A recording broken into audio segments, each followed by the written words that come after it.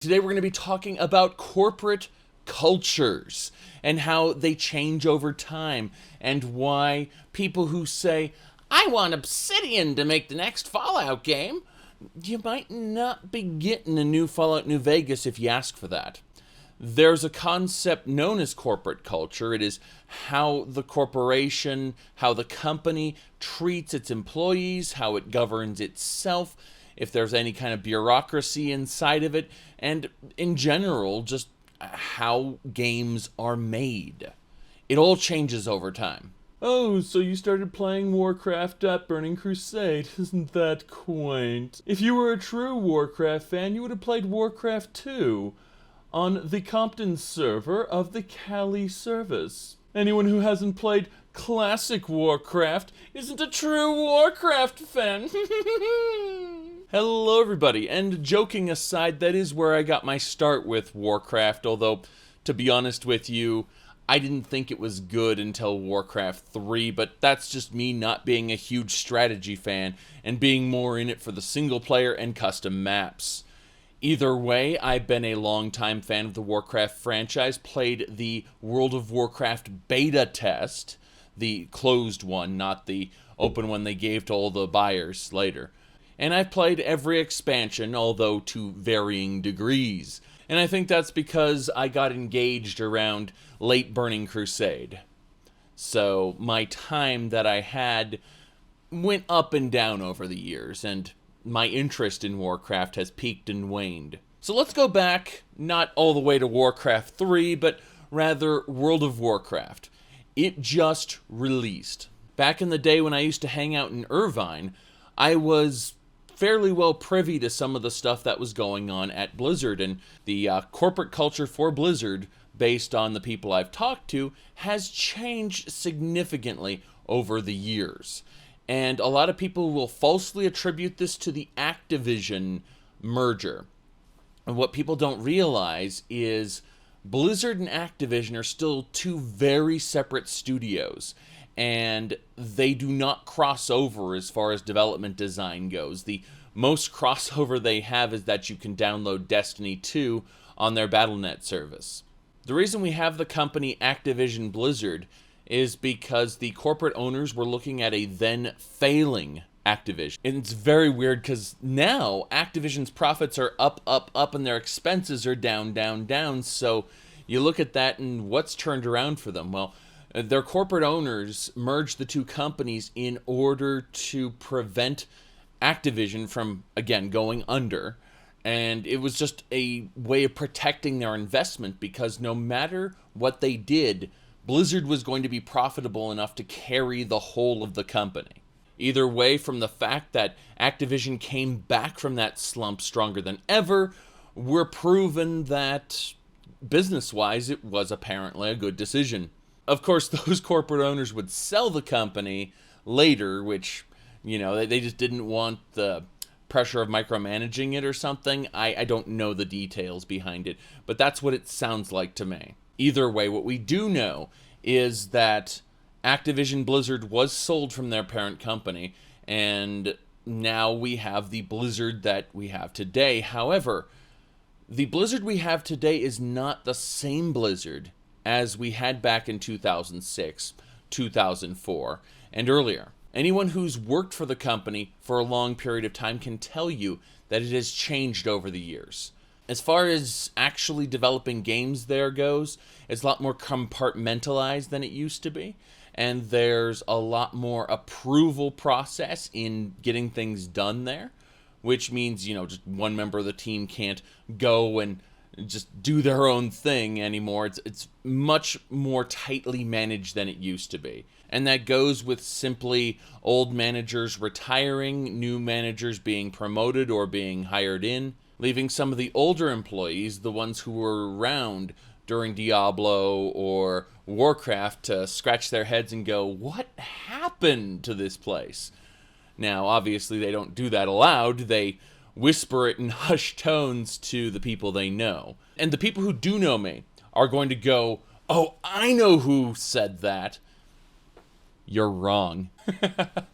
Either way, the weird politics of a company aside, there's a reason why Diablo 3 was critically panned by Diablo fans.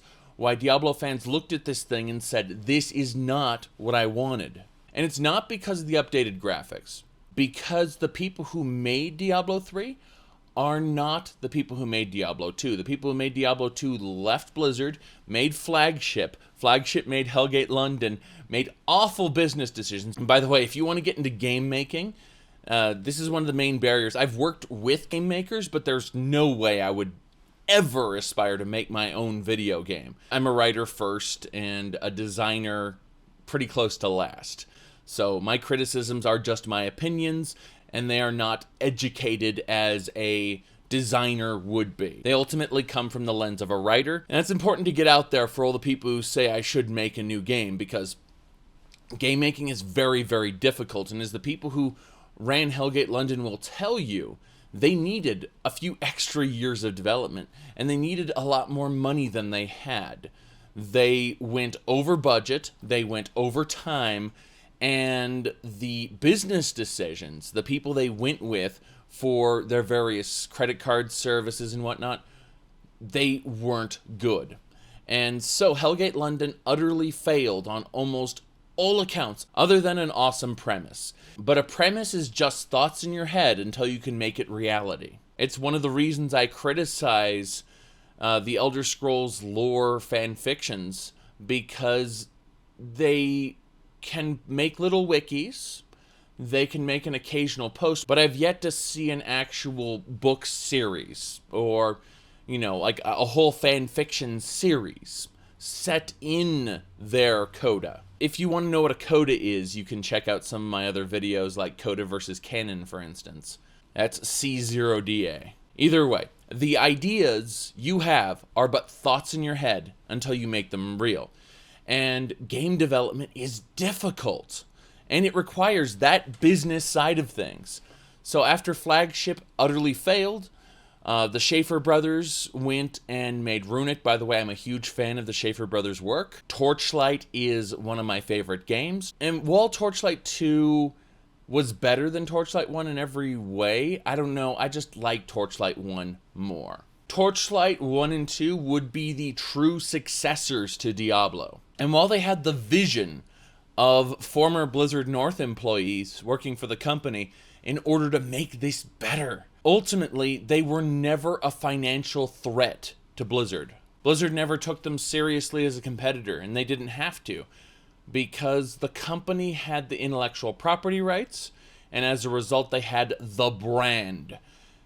And that's something people need to understand is very, very powerful, is the brand.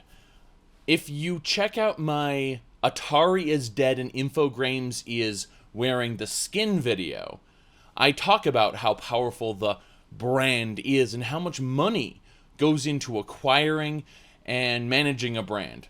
Not a single original member works for Atari, but we're going to see an Atari box soon. And we're scratching our heads thinking, this is basically going to be a Steam machine that also runs classic Atari games.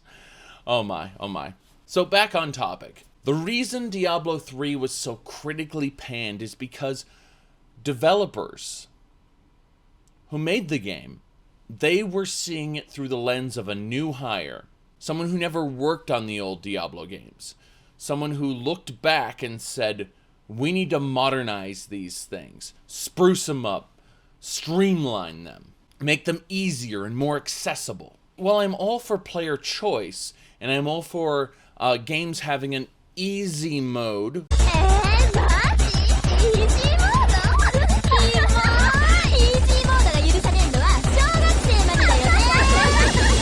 which is optional, I am not for the gross dumbing down of the core game. And Diablo, unfortunately, was one of those, you do it this way or you don't do it at all, because of how their difficulty system traditionally worked.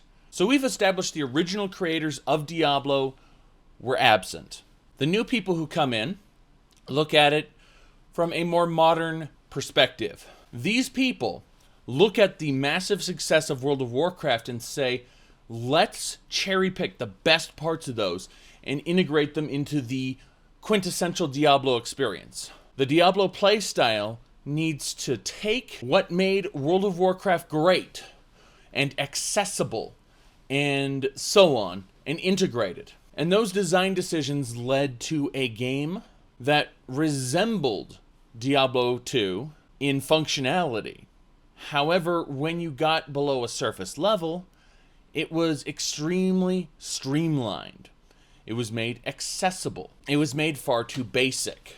But at the end of the day, Diablo's gameplay is pretty monotonous, isn't it? I mean, you just go around, click, click, click, click, click, click on enemies. It's very, very basic when you think about it, just in terms of the core gameplay loop, and not the extra choices that build that gameplay up. In Diablo 2, you had a skill tree, and the skills synergized with each other. And people would recreate characters because they messed something up. They'd start over again and again and again, just making new character after new character to perfect the experience. The customization, the difficulty in building a character, stat allocation, the synergizing of certain unique items with their builds. All of these levels of complexity were underneath the core gameplay loop. And that's what people found appealing about Diablo. They were drawn in by the art style. They were drawn in by that cool feeling of killing that enemy. But that's just a base level. The loot built on top of that. And Diablo 3 certainly had the loot. But what Diablo 3 didn't have, it didn't have the underlying framework. It had a very simple skills and runes system, which was quite frankly lobotomized compared to Diablo 2's skill trees. And that's why it was critically panned. Now they'd single out, oh, I don't like the art design, or oh, I don't like the way the item progression works, but all of those things, in my opinion, are forgivable as long as the game is engaging. What keeps it engaging? Well, killing tons and tons of enemies for epic loot is something I have always enjoyed. I've enjoyed it in Diablo. I've enjoyed it in Warframe. I've enjoyed it in so many games over the years. That grind takes many different forms, and it's quite famous in World of Warcraft. But remember, we had an old generation of gamers, such as myself, who enjoyed the earlier games and enjoyed the complexity. And then you had a newer generation, which was being targeted. This is their demographic, is the new generation. So they have to simplify things in order to make the user base as wide as possible. That's why the skill trees were gutted. And there are multiple reasons the skill trees were gutted. The community collectively decides on which ones are the best builds. Anyone who doesn't use the best builds is criticized for going against the meta. They are shunned from groups. They are, in general, treated badly because they've chosen a suboptimal build. And the reason the skill trees existed was to allow you to make whatever build you wanted. If you wanted to be a jack of all trades, master of none, you could do that back in the old set of builds. You can't do that anymore. Now you pick from 3 fairly equal and boring side skills. But the old guard, the people responsible for creating the game in the first place, looked at EverQuest, looked at all the other games that were going on, and said, this is the way we need to run our game. Those people slowly retired or moved on to other projects. People replaced them, and corporate culture shifted. That's where I'm getting at with this whole thing, is the cultural drift within companies causes things to be completely different. So when people say, well, I want Obsidian to make the next Fallout game, you're talking from your nostalgia and Fallout New Vegas when you say that, because the people who made Fallout New Vegas, many of them aren't working for the company anymore.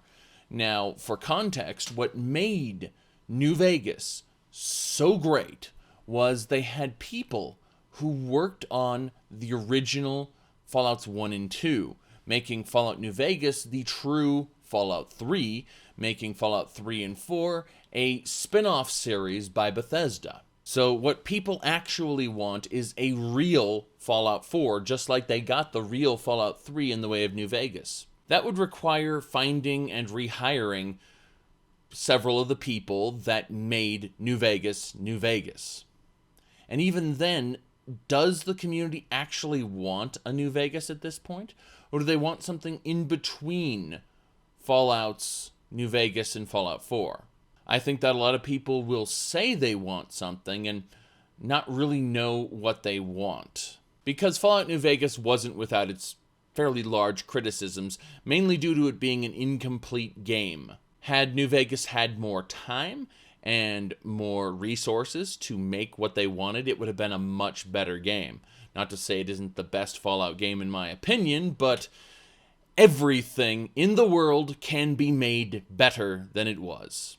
Everything can be improved upon. And I think mods show us that. My point here is that the corporate culture inside Obsidian has changed a little. Not a lot, but the minds that made up the New Vegas team, not all of them are around anymore. So the people they bring in for the new project, assuming they start on a new Fallout game, would be different.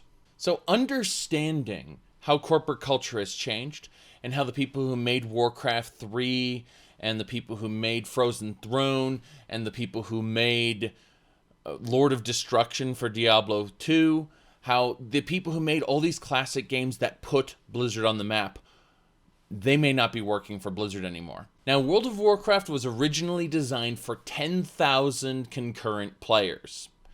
It's a game that has scalable servers, and it could very well scale back down to a level where practically no one is playing it in the global sense, and yet it is still profitable. That's the genius of the game. World of Warcraft wasn't supposed to be this smash success that it was, but there were enough people who were into the RTS in order to kickstart it.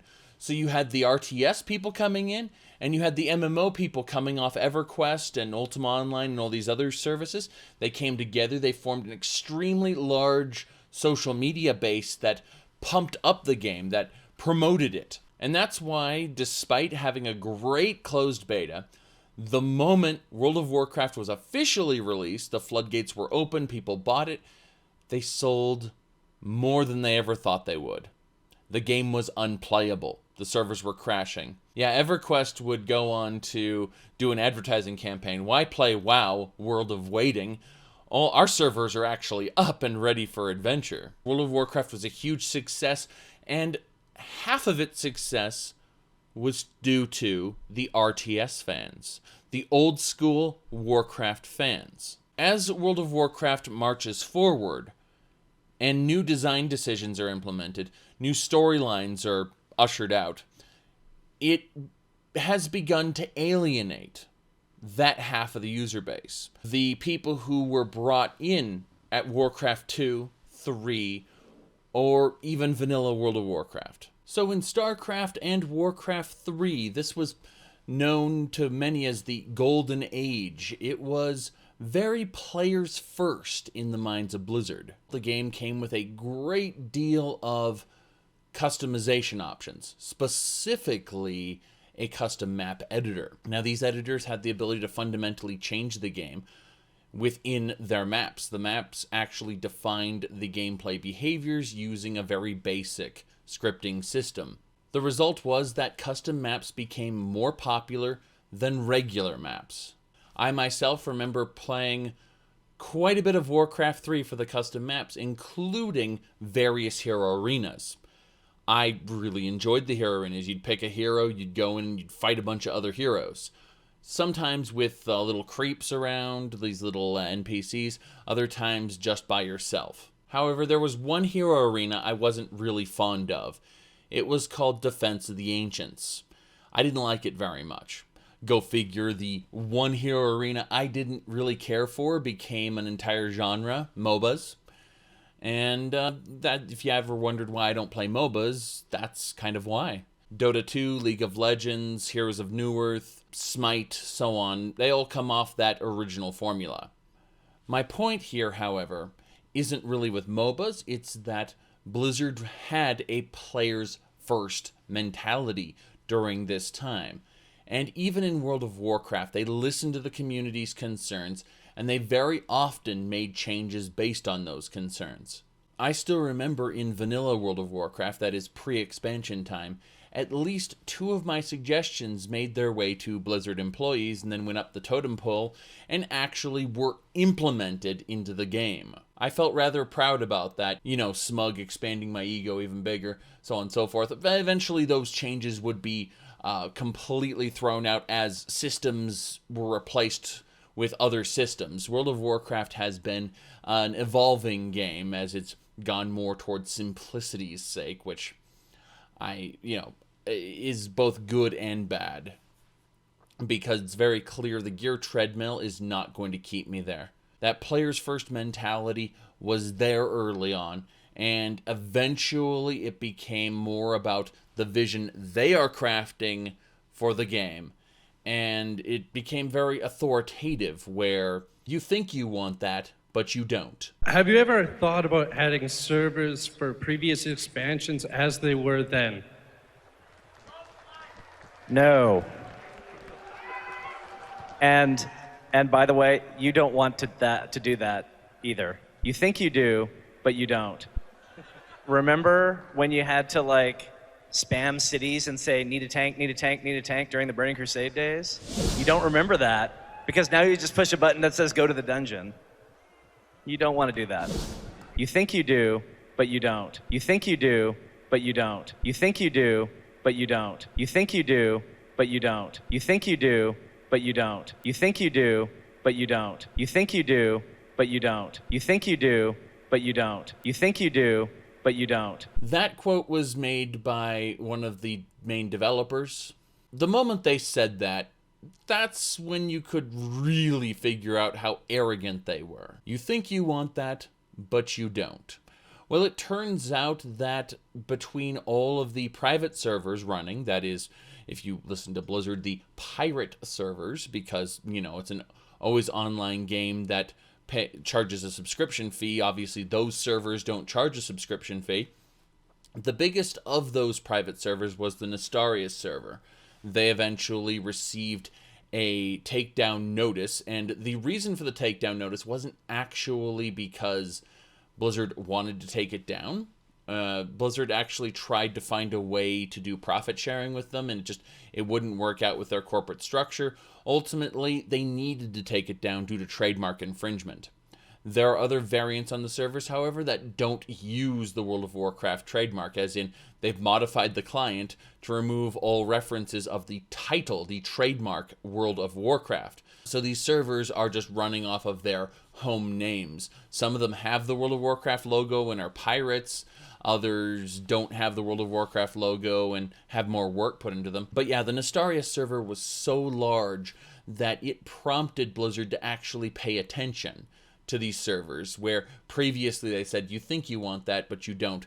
The reason why people enjoyed World of Warcraft in the beginning was much for the sense of community.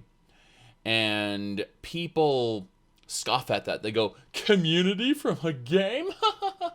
No, there are people who literally met their significant other in World of Warcraft. I know that the guild that I ran with, we were closer than other guilds for sure. There are obviously guilds who just invite anyone and everyone. And then there are guilds that actually do stuff together. And the community aspect is what made World of Warcraft strong. And when they moved more toward the dungeon finder and the other tools that they think will, increase the game's accessibility to a more casual audience, to a more, how do I put this, more introverted people who aren't willing to actually join guilds, it causes the retention rate of the overall game to go up, at least as far as newbie players go. And on a surface level, this makes a lot of sense. However, the Dungeon Finder, the ability to instantly find groups without communicating with other people, without trying to form those groups, turns out it had a negative effect on the game overall. The groups that formed did not stay together most of the time. whereas a group that was formed among people on the same server tended to form a community where you knew this was a good healer, this was a good tank.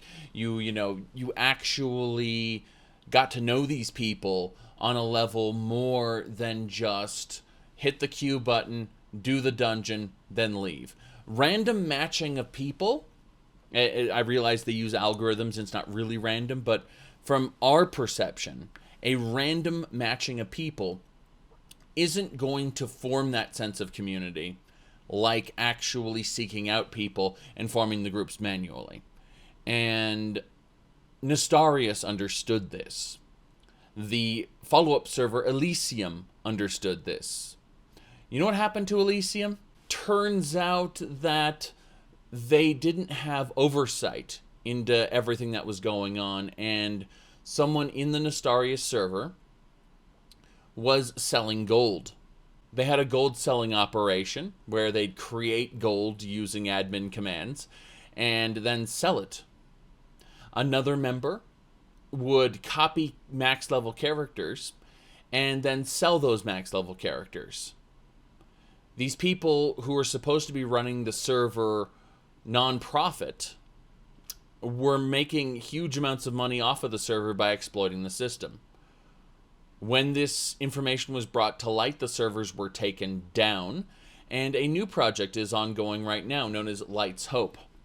However, the fact that you could make a viable business out of a private server means that there's enough interest in the server to have an actual business. You see, World of Warcraft was originally designed to operate with only 10,000 players. The funny part is there are over 100,000 people looking for these private servers.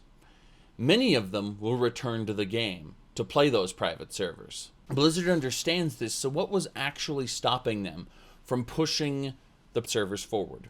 Well, they were afraid of fragmenting their user base. Remember that the game is in a state of decline. It's laughable because in a state of decline, they are still dominating most other games. But the trend is showing. World of Warcraft's subscriber base is bleeding away. Now, when these new expansion packs run forward, such as the classic servers and the Battle for Azeroth, they will reinvigorate interest. People like myself will come back for the expansion pack. We will play it for a month or two, and then you'll see the trend resume. Unless they make some systemic changes, which I think that's what the classic servers are here to do.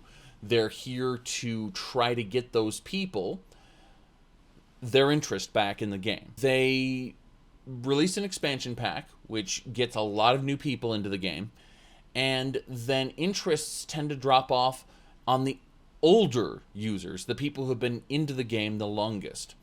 And I don't think it's because we've grown up. I don't think it's because we've gotten older and we have jobs and such.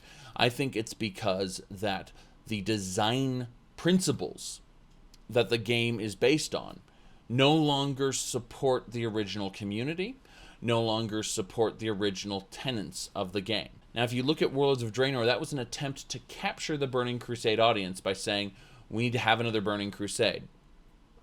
In this case, Kul Tiras, right now, it looks like this Battle for Azeroth thing that they've announced looks to be more along the lines of pandering to Warcraft 3 Reign of Chaos players.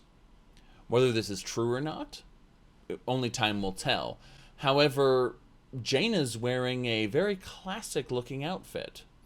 And the Horde versus Alliance, the whole thing going on, looks pretty familiar from how the game was originally pitched. This running concurrent with the Warcraft Classic. It looks like they're trying to bring Classic players back with the World of Warcraft Classic and say, hey, while you're here, since you're already paying this subscription fee, check out this. And there we go. Now, I don't actually know the business model that the Classic is going to use, so, you know, it might be its own independent game with its own independent subscription fee for all I know. just based on what I'm looking at, that looks like where Warcraft is going. It looks like they're trying to reinvigorate their original base, the people who've left, in order to stop the bleed. Because World of Warcraft is bleeding. And you know what? I've noticed a trend.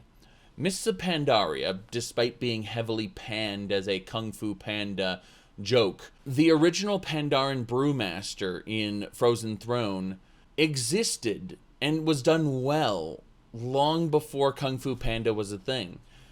Who knows? Maybe Disney ripped off the Pandaren brewmaster. Nah, they didn't. But the point is, when I actually went forward and tried Mists of Pandaria, I loved it. And the concept of the Shah, this dark, twisted thing that responds to people's emotions, you know, the broken spirit of an old god, it just seemed really interesting. Unfortunately, despite it being really interesting, they managed to ruin it with the Isle of the Thunder King. Hey, you know this huge landmass you created with all these interesting things in it? How about we get everyone away from that and onto this island? And that's what they kept doing with each successive expansion pack, is they kept saying, hey, remember all this good stuff that we created? Instead of expanding and properly adding new content to that, what we're going to do is we're just going to take you to a new place. So in each expansion pack, there are mini expansions. I mean, with Legion, we had the Broken Isles. And then from the Broken Isles, we had Argus. It's a recurring trend. And it's not a very good one. It's not very successful, at least as far as I've seen. It's caused my interest in Pandaria to die. And it caused my interest in Legion to die. What happened in Warlords of Draenor? Well, they just decided to do no content at all, which was hilarious. Blizzard has been extremely arrogant, riding off of their success of World of Warcraft. And now that World of Warcraft is dying, they're going back to the essentials. They're looking at the community like, you know, instead of saying, you think you do, but you don't. You think you do, but you don't. You think you do, but you don't. You think you want that, but you don't. They're going, please come back. We were wrong. Without actually saying we were wrong. It's very interesting because, you know, they're proud of what they did. And I understand why they're proud of what they did. But I'm going to go play Warcraft 3 now. This is something to look in on when the new expansion releases. You betcha. I'm going to be playing it for about a month, and then I'll probably quit again if my trend with World of Warcraft is any indicator. You know, over the past decade that it's been out. Bringing it back around to my core audience and what they want to know. So would it be a good idea to have Obsidian make a new Fallout game? Would it be a good idea to have Obsidian make an Elder Scrolls game?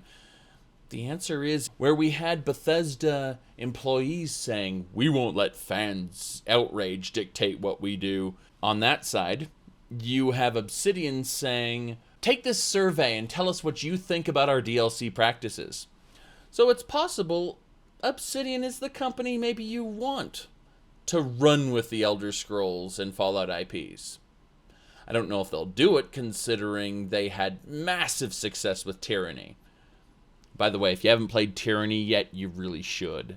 So as far as Blizzard goes, it's a wait-and-see mentality. Unfortunately, Blizzard's largest moneymaker is Hearthstone. It practically prints money for them. Just like Valve has Steam, which prints money for them. So they don't really have to focus on Half-Life 3 or World of Warcraft anymore. But it looks like they're going to. It looks like it's important to them, and it looks like they're scared of the bleed. If you want to know which MMO is currently the most successful, it would be Final Fantasy: A Realm Reborn. You should check that out if you are getting off the World of Warcraft train and you've decided you've had enough of this, which I'm pretty sure a lot of people will after they give one last hurrah for the classic servers. I mean, I want the classic servers to be successful. I want to be able to go back to them and enjoy what I enjoyed over a decade ago. But will it be that way? Only time will tell. Thank you all for watching. Check the links on screen for more content. As usual, I'll be having live streams on twitch.tv/thehackeron. Go check that out if you have some time, and I will see y'all next time. So, you've taken up Frostmourne at the expense of your comrades' lives, just as the Dark Lord said you would. You're stronger than I thought. You waste your breath, Mal'Ganis. I heed only the voice of Frostmourne now. You hear the voice of the Dark Lord. He whispers to you through the blade you wield. What does he say, young human? What does the Dark Lord of the Dead tell you now? He tells me that the time for my vengeance has come. What? He can't possibly mean to... It is finished.